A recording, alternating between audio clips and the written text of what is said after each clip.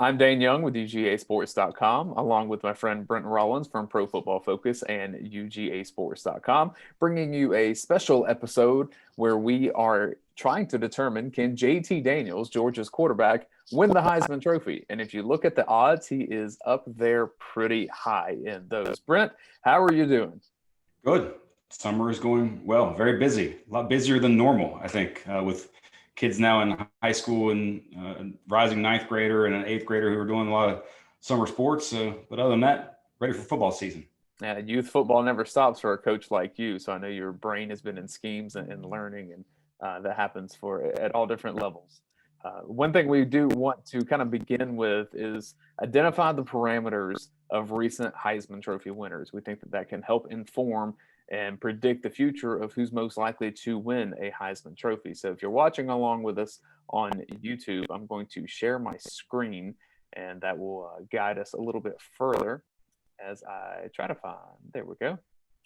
If you're just listening to the podcast feed,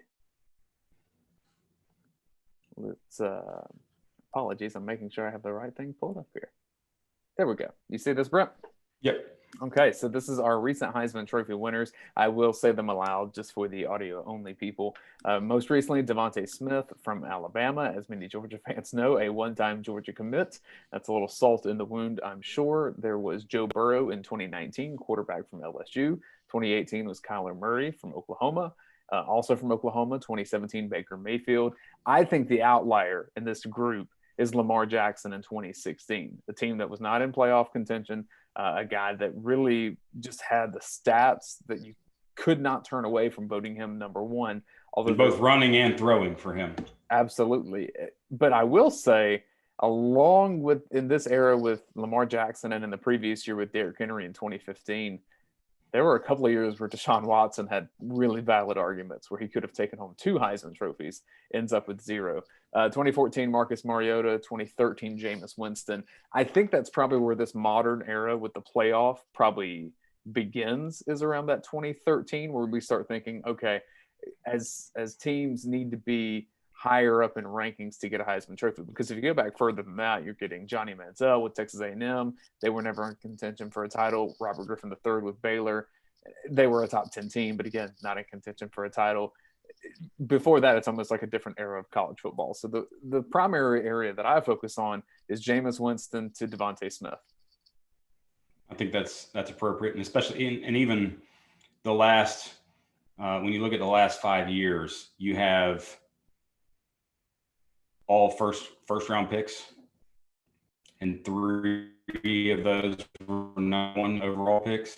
Right. So that's telling you as much as anything where the trend, where the game has gone. So primarily in the last 8 years, we're looking at 6 quarterbacks, 1 running back, and 1 wide receiver.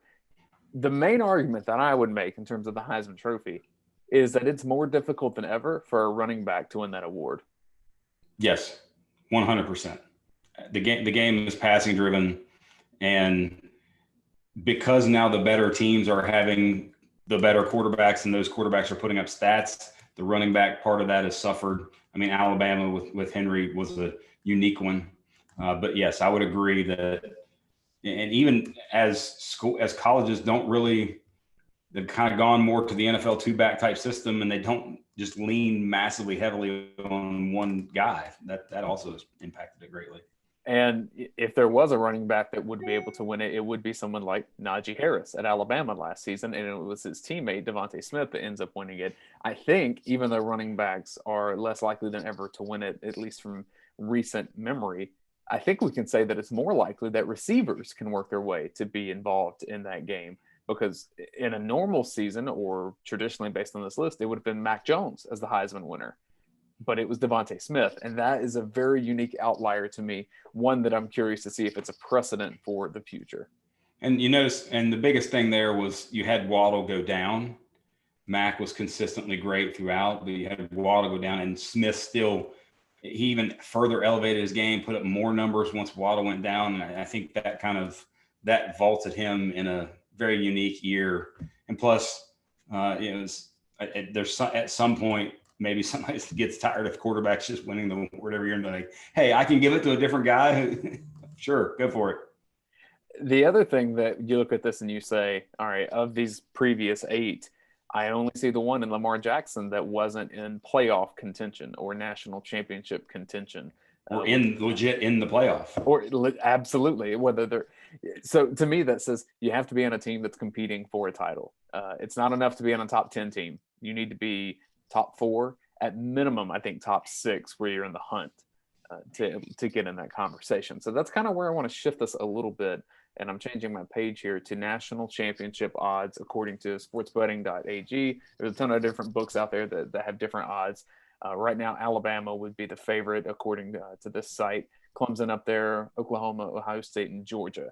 That top 5, Alabama, Clemson, Oklahoma, Ohio State, Georgia. I think if you ask anyone that covers college football, and probably most fans too, they would agree that those 5 programs are the healthiest and most likely to make it into a Final Four. I would imagine if you can find any kind of odds on that, they wouldn't be very good in terms of getting some money out of it, saying that the 4 playoff teams would come from those 5.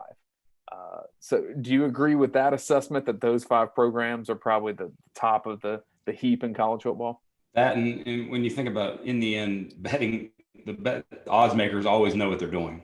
There's a reason those numbers are what they are. And the drop from 5 to 6 is a big one in terms of, from a betting perspective. And you just look at a whole next group. If you go from LSU down to Oregon, like that next 6 teams, they're flipping a coin in terms of this team. This is a bundle here, and then we odds further down another bundle. But these 5 are head and shoulders the overwhelming favorite, and I would actually this year specifically agree with that sentiment. And for the listeners only, Georgia on this list is 5th in terms of favorite to win the national championship at plus 700. Again, that's going to change based on multiple things. We saw the line move a little bit when George Pickens got injured. We saw it move again with the additions of Arik Gilbert and Darion Kendrick. So there are things that can happen between now and then. This is just as we're recording this on June 22nd, what it's like now. So here's what I wanted to do, Brent. Let's go team by team beyond those top 5, beyond Alabama, Clemson, Oklahoma, Ohio State, and Georgia. And I just want your gut reaction. Can this team, based on what we know now, and again, things change, injuries happen, players emerge, it's college football. It's one reason we like it is the unpredictability. But do you see them having a realistic shot of getting to the Final Four? I'm not saying have a path there. I mean, I think a team like Penn State has a path to the national championship, but just because of the schedule in the conference. But I'm saying a legitimate shot based on the information that we know. So let's start with LSU. Yes, 100%. They return 1, if not 2, 1 or 2.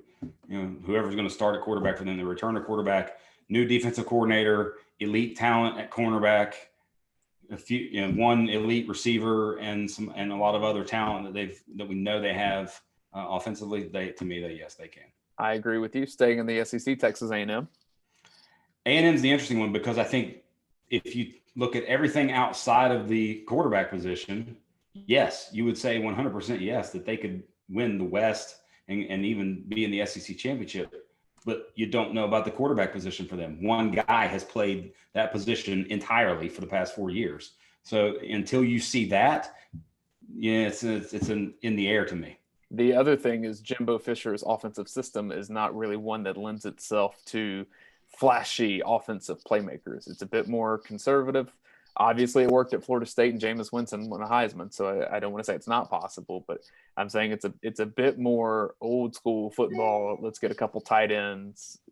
I don't see Texas a tight end is their best offensive player. Well, they have 3 really good, and that's when you look at Texas A&M from a talent perspective with Anais Smith, Isaiah Spiller, and Jalen Wydermyer, the tight end. They have 3 legit high-level prospects in terms of the draft on the offensive side of the ball. A-Chain, that's the running back. They have legit talent everywhere, but you see what they have for the quarterback position, you don't know about them.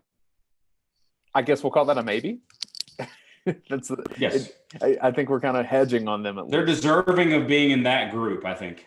They're deserving of being in that group. The surprise on this list to me, Texas in that same group with the same odds as Texas A&M. Bettors must love Sark. They must think he's going to work some instantaneous miracles because I can't remember what I'd seen in terms of a number, but it was looking at, I know what it was. They were in the discussion about the playoff and expanding it to 12. Somebody had done a look back at the past decade of playoffs of who had been in the playoffs if it had been 12. And guess who wasn't there? Texas. In the past decade, wouldn't have been in the top 12. And now they might win the championship. No, I think that's a bit of a stretch. I agree with you. I don't see it with Texas. Maybe in a year, I could see that happening if Sark really comes in and revolutionizes the offense, but I don't see it right now. Back to the SEC, the Florida Gators.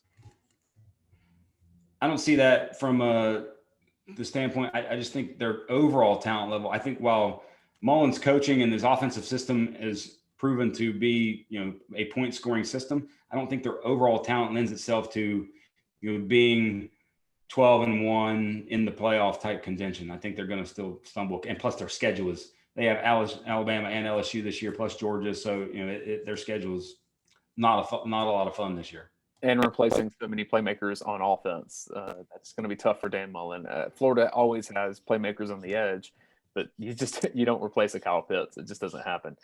Next on this list is Iowa State. Interesting this is the most interesting team for me in this group because they've just been on this continual rise, and they have a quarterback who's now a 4-year starter in Brock Purdy, and one guy who, when we look at these Heisman odds, might be a sort of sleeper if this team elevates itself. I think they're in that sort of maybe category. But the thing with the Big 12 for me is always those teams always find a way to beat one another at some point in time, because they obviously the conference, you play each other every year. There's not just such a gap in talent like Oklahoma has, where that I don't know that Iowa State's there. To me, they would have to play absolutely perfect all year to find themselves into the playoff hunt. I agree that would probably be a maybe. I don't really see it happening, if I'm being quite honest. That's saying that they would have gotten by Ohio State at that point, and just the talent level is so different. Is it possible? Sure. It's also possible that Alabama loses to Missouri in a random game. That is possible. It's also very unlikely, and I just don't see that happening. Next on this list is Oregon. I think that is an interesting team just because of the conference one that's been underrepresented in the playoff hunt.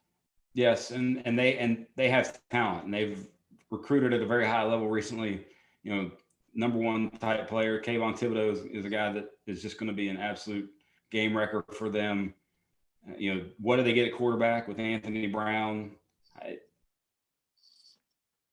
The Pac-12 is, to me, the Pac-12 and the Big 12 are just so similar because the talent level is not so distinctly different that they're always going to end up stumbling once or twice to me.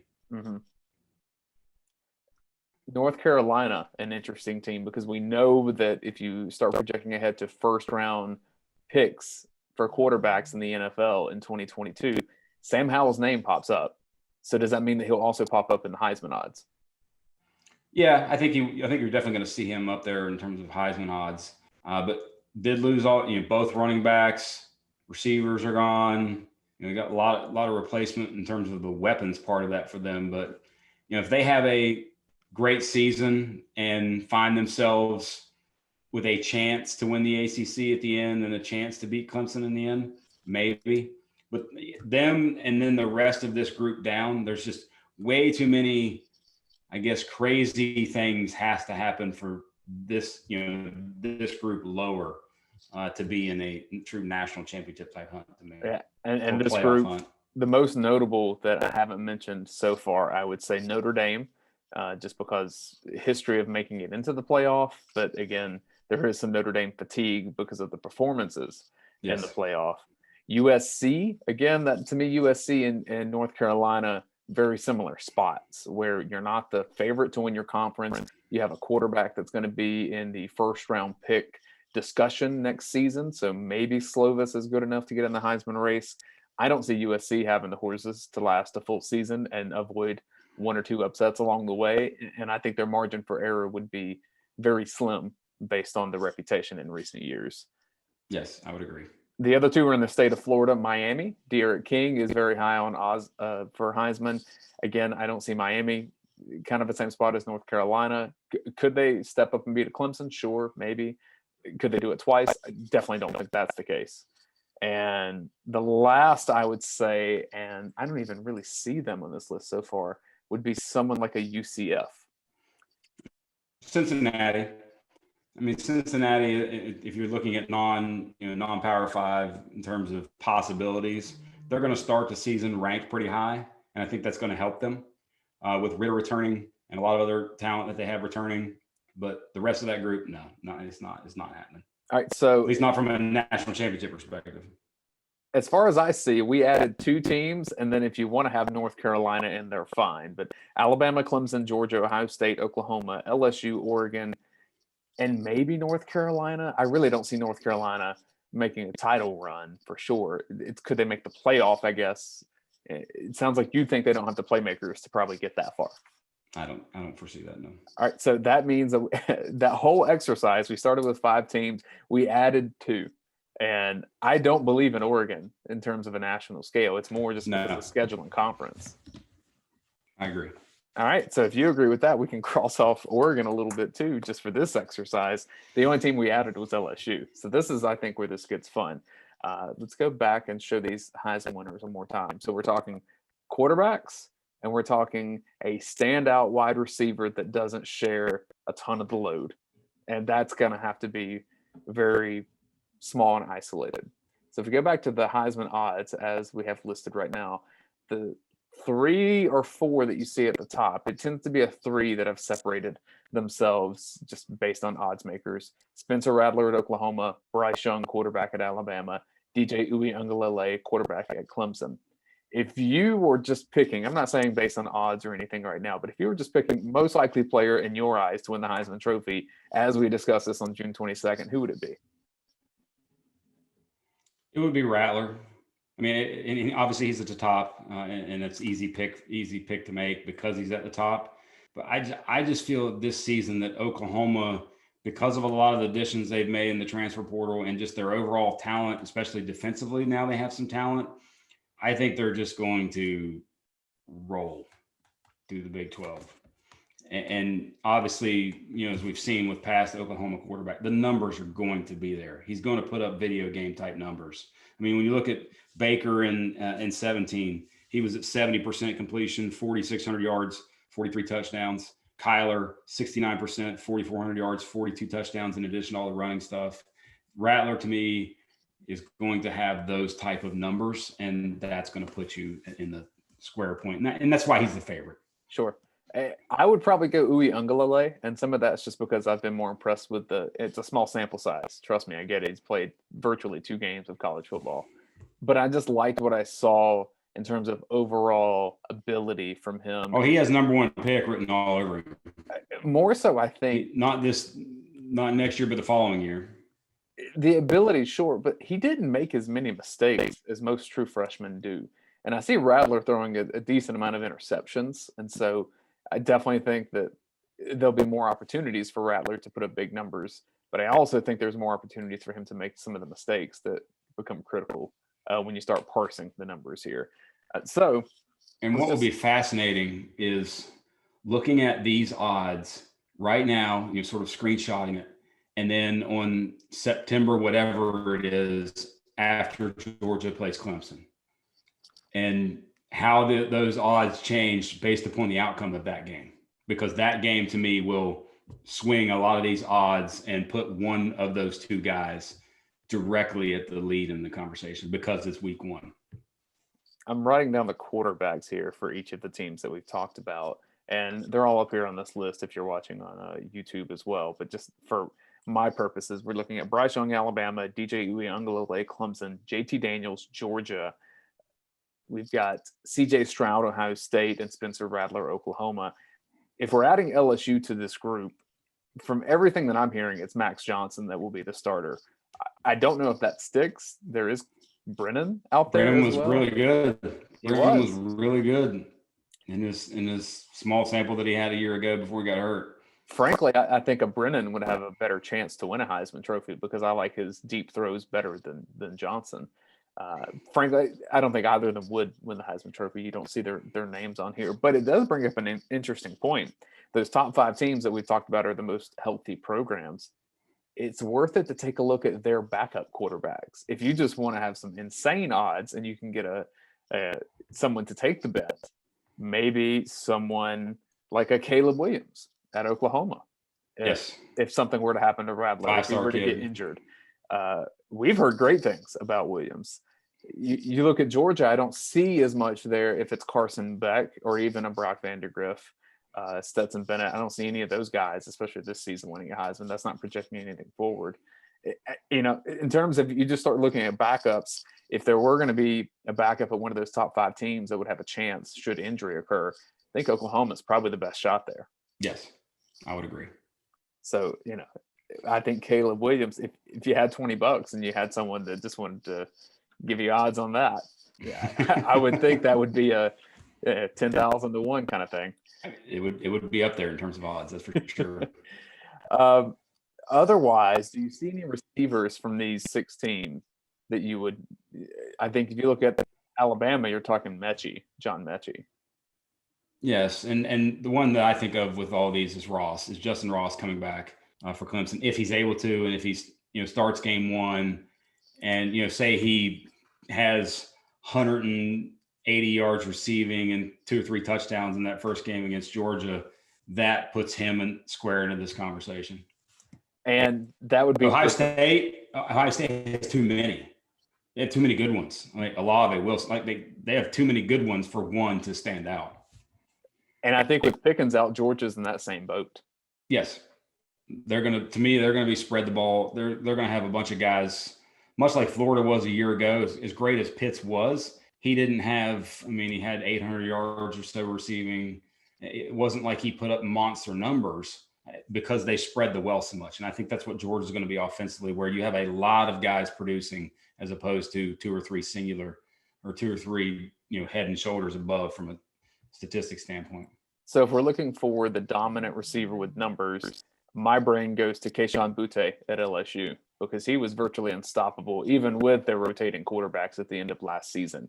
So if you were looking for a potential Devontae Smith, I think the most likely candidate would be Kayshon Boutte. I think you're right there. Unless somebody from Ohio State, like Olave, somebody gets hurt and then Olave starts having just insane numbers week in and week out, that would be another. And Ross, we've already mentioned.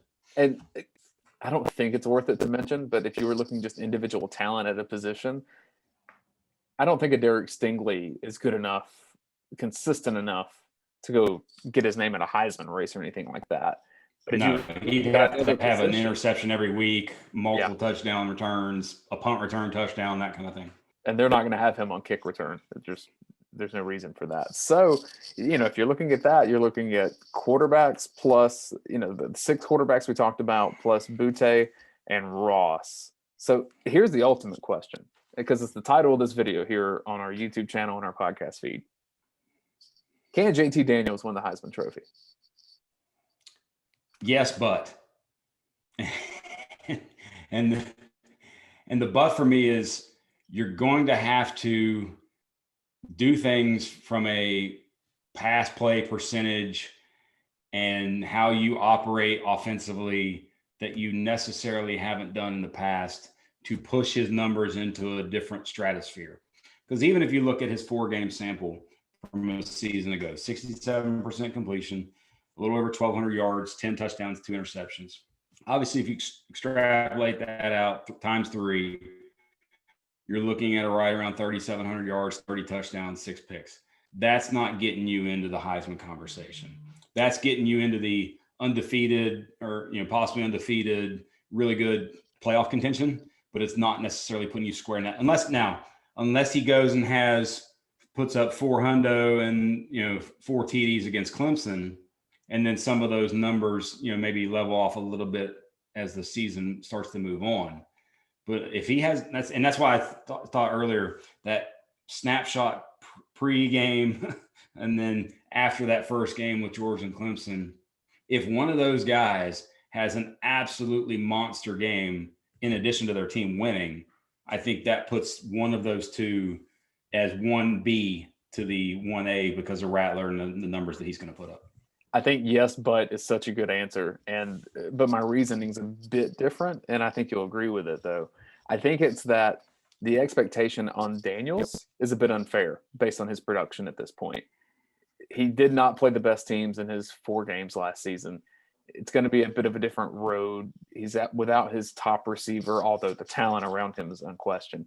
I think the expectations on JT Daniels are a bit unfair for what we have seen at this point. Can he surpass those and become a Heisman winner? Absolutely. But I think at this stage, it's as much because he is the quarterback at Georgia, a team that has a chance to make the playoff, just the same that it would be for CJ Stroud because he is the quarterback at Ohio State. It's not because he's never seen him play it down. Right. But to me, I would view those on the same playing field that, the quarterback for those 6 teams is going to have a shot to get in the Heisman hunt. A bit of an Very much so. Other people. So, I'm looking at 8 guys here, and you think Rattler is probably the most likely. I would probably say Uiagalelei. I would be surprised if JT Daniels ends up in the Heisman ceremony as a finalist for that award. And that's not a shot against him. I think he's a good quarterback. I think that he can do a lot of good things at Georgia with the supporting cast that is there. I just need to see, one, that you were saying that the offense is going to be so pass heavy that his numbers warrant that. But 2, I need to see him against some of that more elite competition more regularly. And that only happens when the football season gets here and we stop talking about it and actually get new content. And a lot of the expectations, I think, are, and we've kind of driven some of that because we showed, in some of the film, a lot of pieces, the layups that were created by Todd Monken a season ago offensively, and even in a COVID shortened season, new QB, all the issues that Georgia had to deal with a season ago, and they still just had open guys after open guys after open guys. I think that helps with that expectation for him that hey, you got a coordinator who's going to put your quarterback in a massively great position to succeed. Agreed. And just overall, one thought on the Heisman race. This is one of the more wide open years that I can remember. Last year you felt good that Trevor Lawrence was going to be around. I guess Burrow came from nowhere a couple of seasons ago, but you still had Tua. For that round that year. For the most part, there are people that you think, all right, they've got a pretty good shot to be there at the end. I don't have confidence in any of these people. So let me just say that too, is like, I don't have confidence in JT Daniels to be there at the end. I also don't have confidence in virtually anyone on this list other than maybe the quarterback at Clemson and Oklahoma because of easier schedules and more opportunities to pass.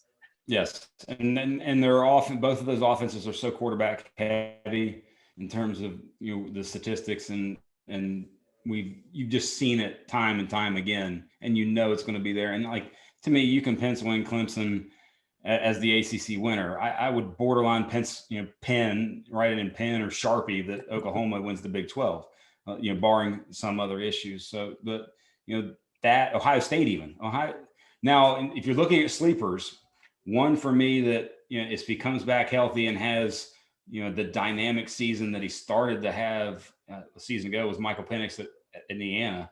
And if they somehow, because the coach is doing really well and their projection, they're moving, at an upward projection as a program. If they somehow just, had a season for the ages and beat Ohio State and that kind of thing. But again, you're asking for something that you would not place money on probably for the most part. Yeah, and once you start heading down that rabbit hole, you can start talking about Willis at Liberty, if his numbers are just off the charts. But again, that's against a different level of competition. Same thing with Dylan Gabriel in Gus Malzahn's offense at UCF. I don't see that being Heisman worthy, but, if it's a wide open field, there's going to be potential for one of those Lamar Jackson years where the numbers just warrant that a Heisman goes somewhere. From physical traits, like I like Ritter from Cincinnati a lot, like big, strong, athletic, great arm, but he hasn't done it consistently enough as a passer yet to that you think he's gonna elevate and put himself into this conversation. But maybe he goes and he has a year of elevates his accuracy big time, his passing numbers go up big time, in addition to what he does with his legs and sort of from a team leadership standpoint. But it is a very much wide open field.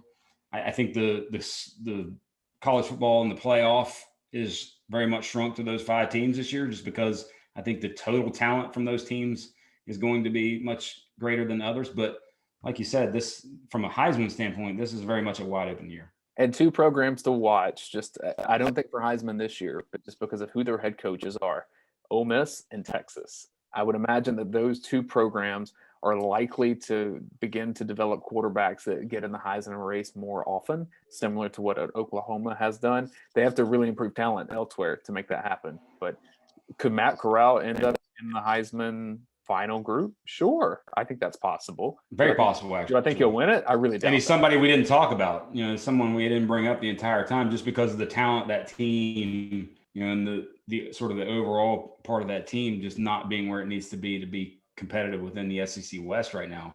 But just from, if he goes and puts up the numbers that he can, and that offense possibly will, he could very much see himself, as one of the 4 or 5 sitting there. Yeah, and his path would have to be what Lamar's was, just because you don't tend to win the Heisman with a team that went 8-4, 7-5, or something like that. And right. That's most likely to be what Ole Miss's future is. But you never know with the SEC West. We're going to wrap this up because I know you have some kid taxiing to do. Any final thoughts on Heisman race? I will say that some of our UGA sports team does have some Las Vegas in our future. So there may be some bets actually being placed. So tickets will be had. I at least want to see what the odds are on Butte and Caleb Williams at Oklahoma, just because I'm not one that's going to go bet $1,000 to win $3,000, just because I don't have $1,000 to lose like that. But I'm willing to throw 20 at some crazy odds and try to follow that for the season, because then if I lost, it's fun. No big deal. And it's fun. Yeah, exactly. It makes it fun. I will say the biggest thing, obviously the title of the little deal here is about JT Daniels. I very much like his odds today more than I did a month ago.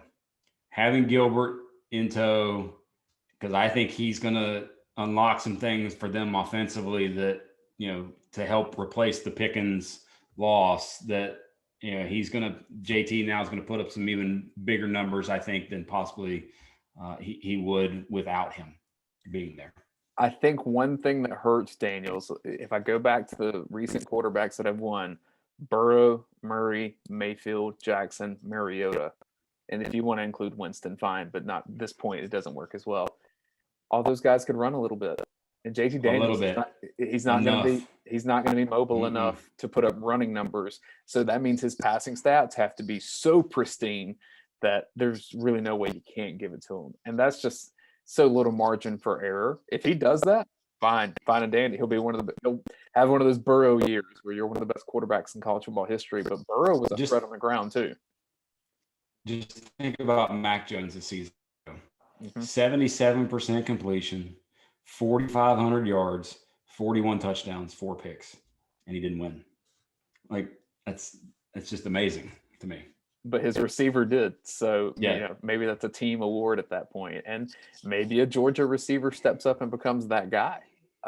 I doubt that that's the case, just based on what Georgia offenses look like. But I'll tell you, if someone emerges, there'll be enough weapons to kind of keep cover for them. So you never know. There's plenty of weapons there. And we've talked about it before. I've even made compared that Burton, from a physical profile and what he did as a freshman, greatly profiles in that Jamar Chase type, look, and how he runs routes and the way he does everything that goes about his business.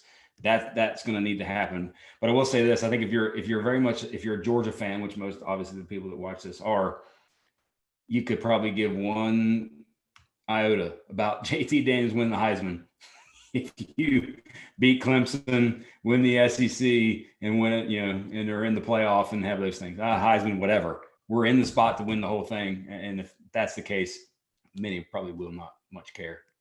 We're going to wake up in 5 weeks and it will be August, and that means football season will have arrived. SEC Media Days will be behind us. Talking season, like what we're doing right now, will be over, and it will be time for fall camp leading up to that game with Georgia and Clemson. Brent, cannot have a better teammate to do some of this work with. Always a joy to get to work with you on this and learn a little bit in terms of Heisman odds. And if I win a little money off of it around Vegas, maybe I'll have to share a little bit with you. Maybe we'll have to come like that. And go subscribe to the YouTube page, people. hit subscribe on this. Make sure you subscribe to our podcast feeds. And thank you for following what we do at ugasports.com. For Brent Rollins, I am Dayne Young.